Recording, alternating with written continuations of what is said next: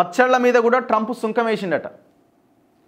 చట్నీలు, పచ్చళ్ళు ఉంటాయి కదా, ఈ పచ్చళ్ళు అమెరికాకు ఎక్స్పోర్ట్ అయ్యేవి, అక్కడ దిగుమతి చేసుకునే వాటి మీద ట్యాక్సులు భారీగా పెంచిండట.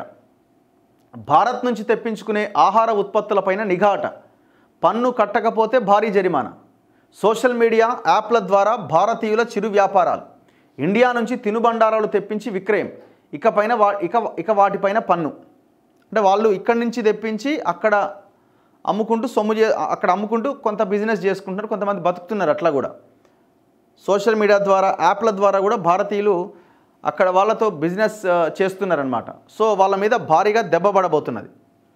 డబ్బు వసూలు చేసే ఏ చిన్న అవకాశాన్ని, మార్గాన్ని అమెరికా అధ్యక్షుడు ట్రంప్ వదిలిపెట్టట్లే.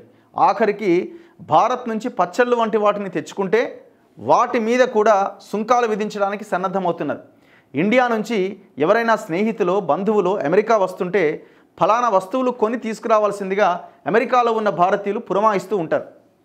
అక్కడి నుంచి తెప్పిస్తాం, మనం ఇక్కడి నుంచి కూడా తీసుకుపోయే వాళ్ళు ఉంటారు. ముఖ్యంగా ఇక్కడి నుంచి తీసుకుపోయేదంతా మేజర్గా ఫుడ్డే ఉంటుంది.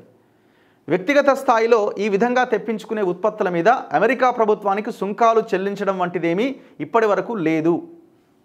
దశాబ్దాలుగా ఇలాగే నడుస్తోంది. కానీ ట్రంప్ 2.0లో అన్నీ తారుమారవుతున్నాయి. ఇలాంటి చిన్న చిన్న వ్యవహారాలపై కూడా అమెరికా ప్రభుత్వం తాజాగా దృష్టి పెట్టింది. వ్యక్తుల ద్వారా, సోషల్ మీడియా హ్యాండిల్స్ ద్వారా తెప్పించుకునే ఈ ఉత్పత్తుల మీద ఇక మీదట నిఘా పెట్టబోతున్నారు. వీటి మీద కూడా సుంకం వసూలు చేసి ఖజానా నింపుకోవాలని లక్ష్యంగా పెట్టుకున్నారు. సుంకం చెల్లించకపోతే భారీ జరిమానా విధించి ఇలాంటి మార్గాలు పూర్తిగా కట్టడి చేయాలని అధికారులు భావిస్తున్నారు. భారత్లో మాదిరిగానే అమెరికాలో కూడా సోషల్ మీడియా హ్యాండిల్స్ని వ్యాపార వేదికలుగా మార్చుకొని అనేక మంది విక్రయాలు జరుపుతున్నారు. వీరిలో పలువురు తెలుగు వాళ్ళు, ఇతర రాష్ట్రాలకు చెందిన వాళ్ళు ఉన్నారు. ఇండియా నుంచి వివిధ ఉత్పత్తులను కొరియర్ ద్వారా తెప్పించుకొని సోషల్ మీడియాలో ఆర్డర్లు తీసుకొని కొనుగోలుదారులకు కొరియర్ ద్వారా పంపిస్తున్నారు. వీరు సాధారణంగా పన్నులు చెల్లించడం అంటూ ఉండదు. ఇంకొందరు యాప్ల ద్వారా కూడా ఈ తరహా వ్యాపారం చేస్తున్నారు. భారత్ నుంచి ఏమైనా ఉత్పత్తులను, వస్తువులను తెప్పించుకోవాలనుకున్న వాళ్ళు ఈ యాప్లో రిజిస్టర్ చేసుకుంటారు. యాప్ నిర్వాహకులు ఇండియాలో వాటిని కొనుగోలు చేసి కొరియర్ ద్వారా తెప్పించి అందజేస్తారు. ఈ తరహా వ్యాపారంలో కూడా యుఎస్ ప్రభుత్వానికి పన్ను చెల్లించడం జరగదు. వీరందరి మీద ఇప్పుడు ట్రంప్ సర్కార్ నజర్ పడ్డది. విక్రయించే వారితో పాటు కొనుగోలుదారుల మీద కూడా సుంకాలు విధించాలి అని భావిస్తున్నారు.